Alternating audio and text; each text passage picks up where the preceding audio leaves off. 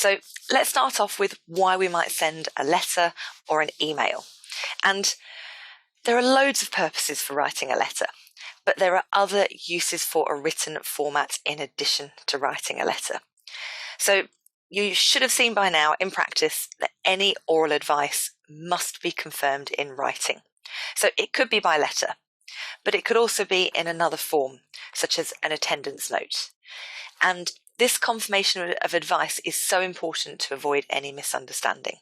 We're not just thinking about pronouns in terms of general grammar rules, we're thinking about pronoun use in business. So in terms of grammar revision, a pronoun replaces a noun. So it, he, she, they.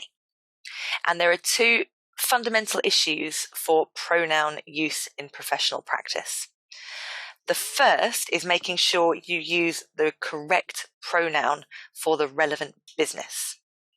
So, for example, when you are working with companies are legal people, but they're not animate, they're not alive. So we refer to a company as it. We also need to make sure that we're not using our pronouns ambiguously. When you're using headings, I often see in practice people will put a heading in and then the document changes. And then actually you end up in a situation where the heading doesn't relate to what the paragraph underneath it is. So when you're using headings, think, are they appropriate, first of all, at all? If you've got a really complex, lengthy document, yes.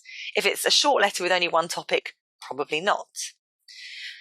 And when you're using them, the heading and the subheading should signpost what you're looking at. And you should always double check, is it relevant to the paragraph that is being discussed?